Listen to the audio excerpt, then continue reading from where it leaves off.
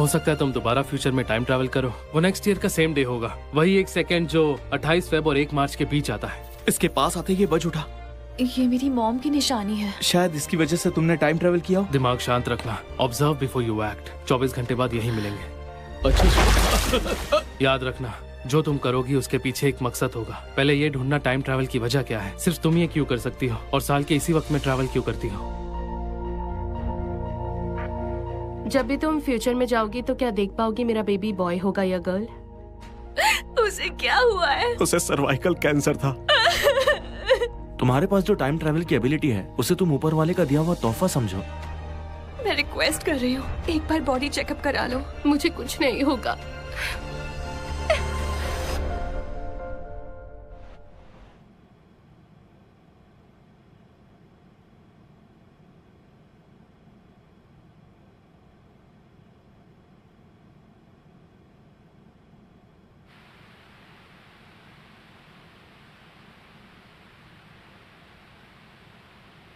अच्छा सुनो, मैं क्या कह अरे ये मेरी दिमाग ये साहब कोई बात नहीं, हम तुमसे कुछ नहीं पूछेंगे। लेकिन बुरा तो लगता है ना, 1 साल की मेहनत बेकार हो गई तो। लेकिन कोई बात नहीं, शायद आगे कोई चांस मिल जाए। हम लोग वेट कर लेंगे। क्यों ना हिप्नोसिस ट्राई करें? आओ इधर। मैं यहाँ अपना सामान लेने आई थी। टाइम ट्रैवल करके आई हो? प्लीज मुझे जाने दो। हम फ्यूचर को बदल देंगे। कैसे? मैंने अपनी बेस्ट फ्रेंड की मौत देखी।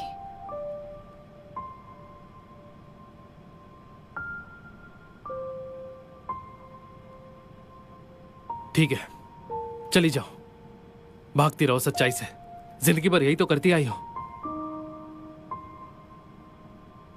मुझे अपना फ्यूचर नहीं जानना, नहीं जानना दूसरों के साथ क्या होगा, नहीं अपने बारे में कुछ जानना है। बस एक आम इंसान की तरह जीना है। अगर अभी हार मान ली तो अपनी दोस्त को नहीं बचा पाओगी।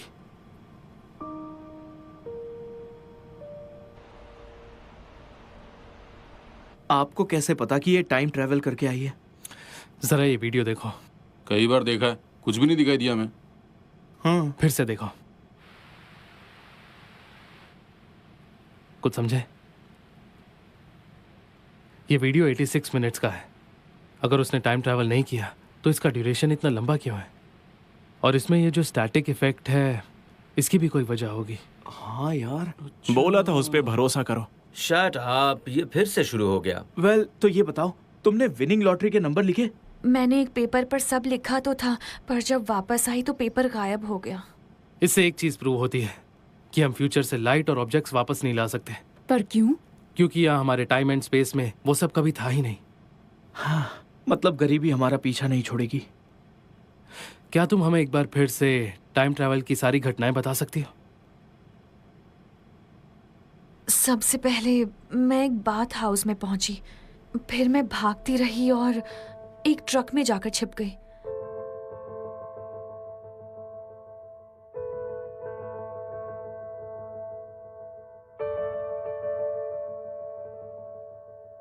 और आखिर में मैंने वो एक्सीडेंट की न्यूज़ फिर से देखी। मेरी बॉडी खून में लथपथ थी। न्यूज़ में था कि एक फॉरेनर की मौत हो गई। पर इस बार मैंने कुछ और भी नोटिस किया। उस एक्सीडेंट का वो ट्रक बाथ हाउस के बाहर खड़ा वही ट्रक था जिसमें मैं छिपी थी। उस ट्रक पर भी वही सेम फॉक्स का लोगो था जो टीवी पर दिखाया था। पर तुम्हें कैसे पता कि वो वही ट्रक था? शायद सेम कंपनी का दूसरा हो सकता है, लेकिन उस ट्रक के मिरर पर अजीब सी चीज लटक रही थी जो सेम थी। उसका सिर किसी चिमनी जैसा था और बॉडी सुपरमैन जैसी। 1 मिनट, मुझे पता है, कई लोग उसे चिमनी का सर समझ लेते हैं, पर असल में वो पेकिनीज है और वो फेमस पेकिनीज सुपरमैन है। ये दोनों बहुत इंपॉर्टेंट चीजें हैं। लगता है तुम्हारा उस बाथ हाउस में पहुंचना कोई मामूली बात नहीं है। ये चांस था तुम्हें उस एक्सीडेंट के क्लूज के करीब लेकर जाने का। तुम्हें कुछ याद है वो व्हाइट फॉक्स का लोगो दिखने में कैसा था?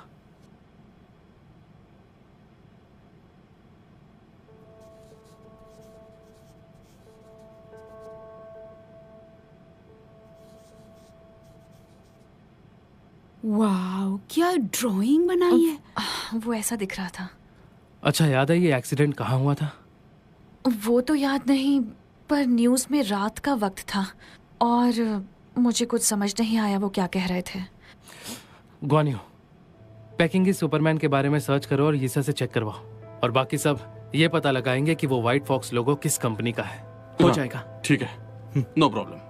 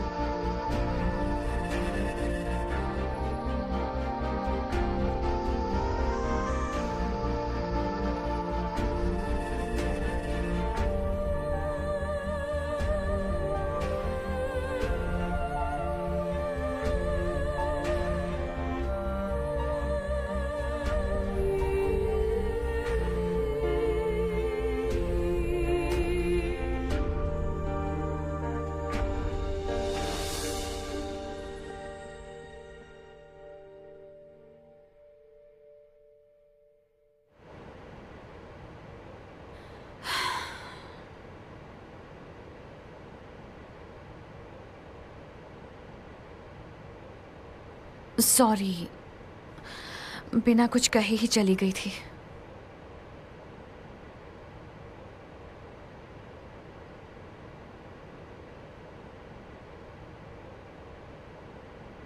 सच्चाई को क्लियरली देख पाना बहुत मुश्किल होता है, पर उसका ये मतलब नहीं हम जवाब ढूंढना छोड़ दें। अगर ये सब तुम्हारे साथ हुआ होता, क्या तब भी इसी तरह की बातें करते? हर किसी में इमोशंस होते हैं। इमोशन सोच पर असर करते हैं, इसलिए मैं इमोशनल होकर डिसीजन नहीं लेता।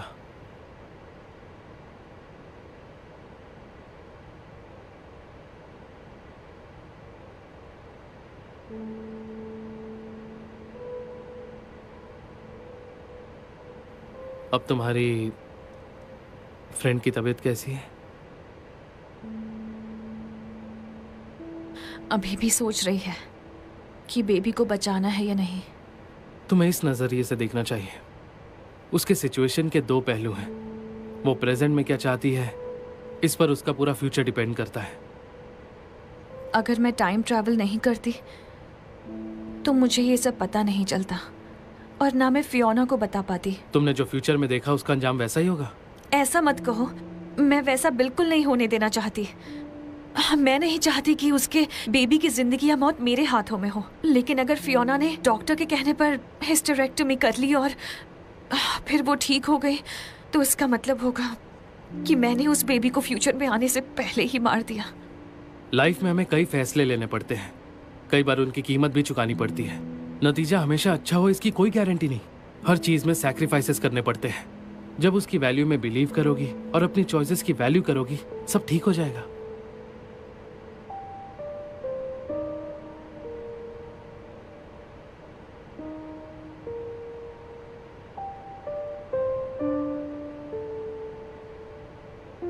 तुम अपने साथ वो ताबीज लेकर आई हो? हाँ, अपने साथ ही रखती हूँ। एक बार देख सकता हूँ?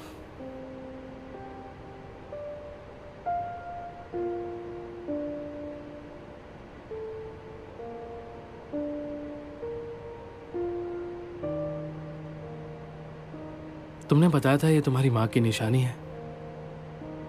इसके बारे में और बताओ ना। मेरी मॉम जापानीज थी। मेरे पैदा होने के बाद ही वो चल बसी।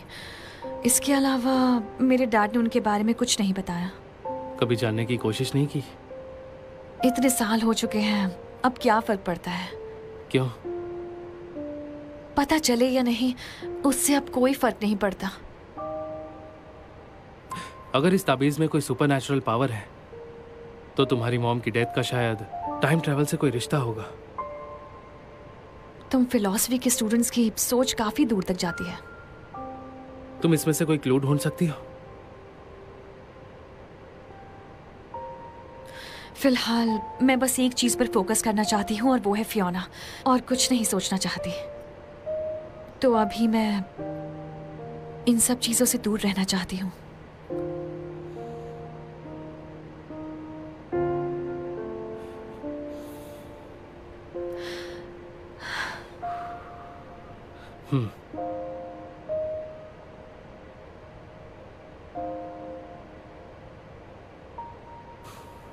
ठीक है।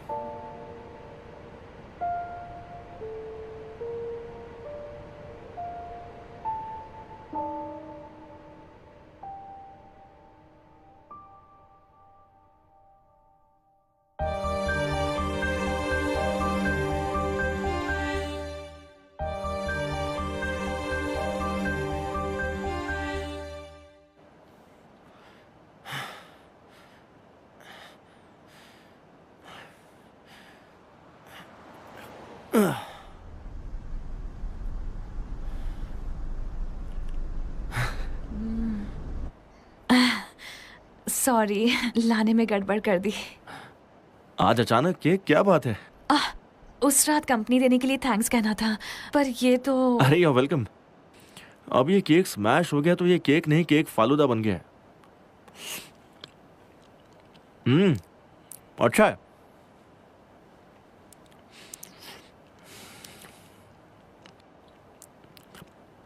सुनो, मैंने एक नई रेसिपी सीखी है, तुम्हारे लिए बनाऊं क्या? खाने में अच्छी तो होगी ना? ट्रस्ट मी यार।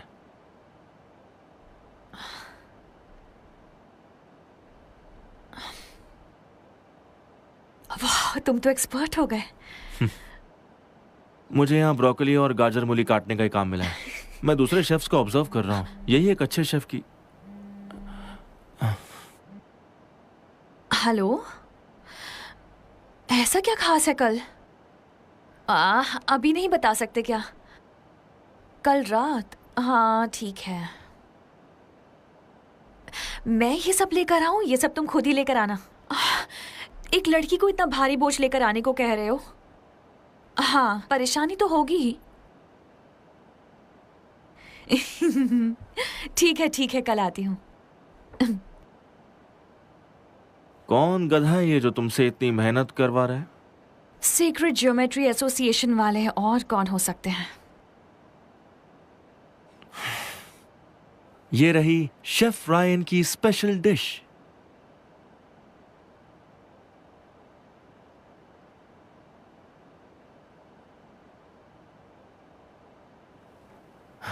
कैसी है? हाँ, इम्प्रूवमेंट तो है, पर थोड़ी और प्रैक्टिस करोगे तो और टेस्टी बनेगा।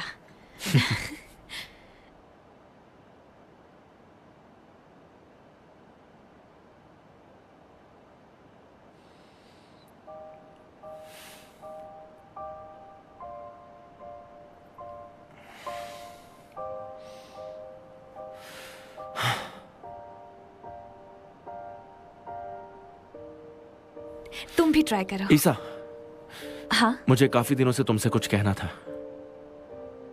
उस दिन जब तुम रो रही थी, पता नहीं क्यों पर मुझे कुछ अच्छा नहीं लग रहा था। बाद में समझ आया कि तुम्हें दुखी देखकर मैं भी दुखी हो जाता हूं। वो कहते हैं ना, जब तुम किसी को चाहते हो तो उसका दुख देखा नहीं जाता तुमसे। जब से तुमसे मिला हूं बस तुम्हारे बारे में ही सोचते रहता हूं। अब देखो ना, सुपरमार्केट की जॉब छोड़कर यहाँ शेफ बनने चला अचानक है। क्या हो गया तुम्हें? ईसा, रायन, ये वक्त इन सब बातों का नहीं है। फिलहाल फियोना इम्पोर्टेंट है, पहले उसको प्रॉब्लम से बाहर निकालना है। समझ सकता हूं, मैं इंतजार करूंगा।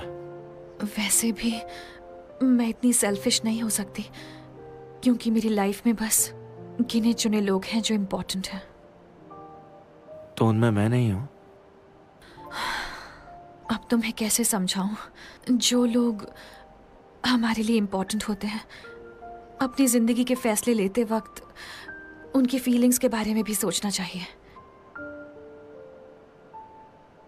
मैं तुम्हारे साथ हूं। फ्यूचर में चाहे जो भी हो जाए, हम साथ मिलकर सामना करेंगे, ओके? मुझे थोड़ा सा वक्त दो।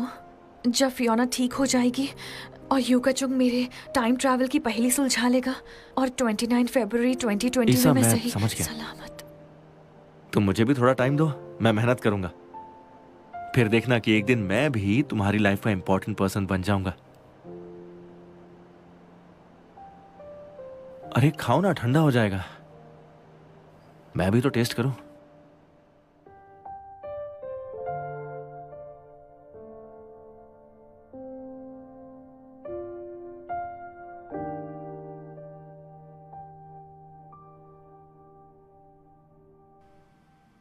तुम्हारे लिए मैं एक लकी चार्म लाई हूँ। अब ये मत कहना कि मैं बहुत सुपरस्टिशियस हूँ। प्लीज ये लकी चार्म मेरे लिए रख लो।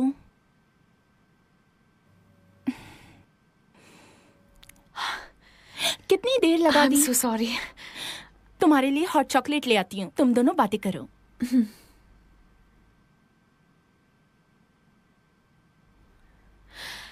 कल सर्जरी कितने बजे है? 6 बजे है। I am sorry. हम हमेशा साथ रहेंगे। Thank you. सब ठीक हो जाएगा। तुमने कहा था कि टाइम ट्रैवल में तुमने मुझे मरते हुए देखा था। ये सच है कि अभी मैं बीमार हूँ, पर मुझे फिक्र है कि देखो, अभी ज्यादा इंपॉर्टेंट है तुम्हारा ठीक होना। तुम ठीक हो गई तो ये साबित हो जाएगा कि फ्यूचर बदल सकता है।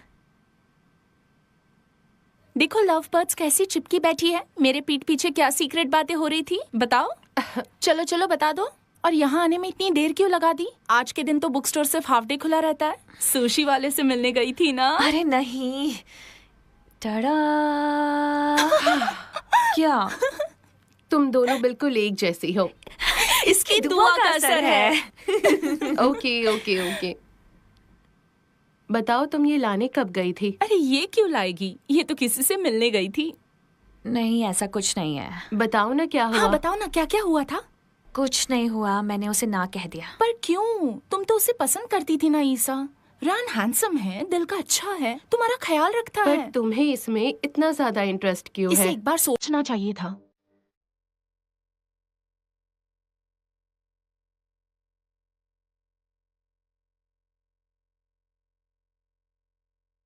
जब मैं छोटी थी तो टीवी सीरियल में जब कोई लीड कैरेक्टर बीमार होता था तो उसकी वजह से सब इमोशनल हो जाते थे।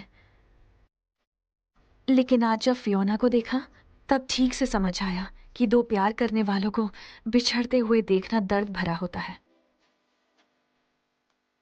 पता नहीं उस रात मैंने रायन को रिजेक्ट क्यों किया था। शायद मुझे 2020 में मरने का डर था। नहीं चाहती थी रायन जोनाथन की तरह दुखी हो। फियोना की सर्जरी चल रही है। अगर कुछ भी जरूरत हो तो मुझे कॉल करना।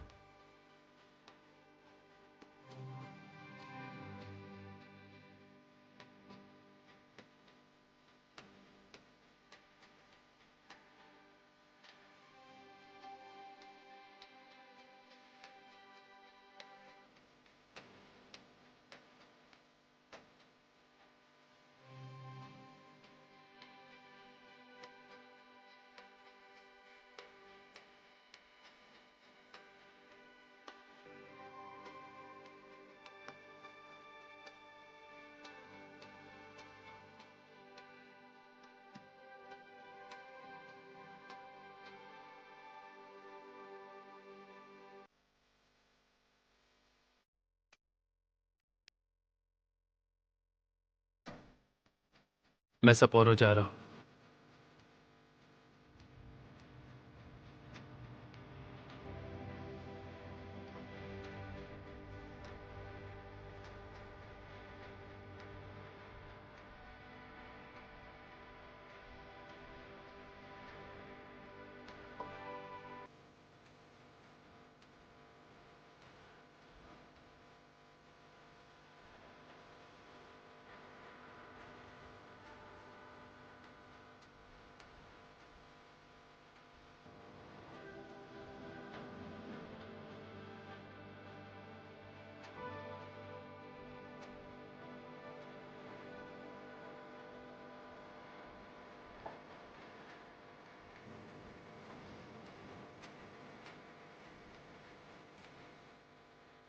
ऊपर वाले ने हमें आशीर्वाद दिया है, बेटी के दिल में माँ हमेशा रहती है।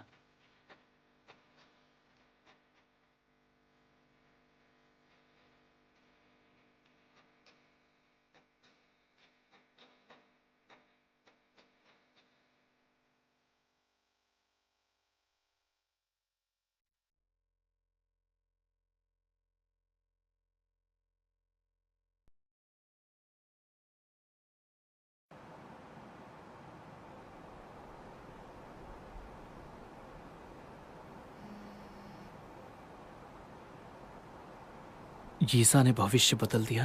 क्रिसमस पार्टी में आओगे ना?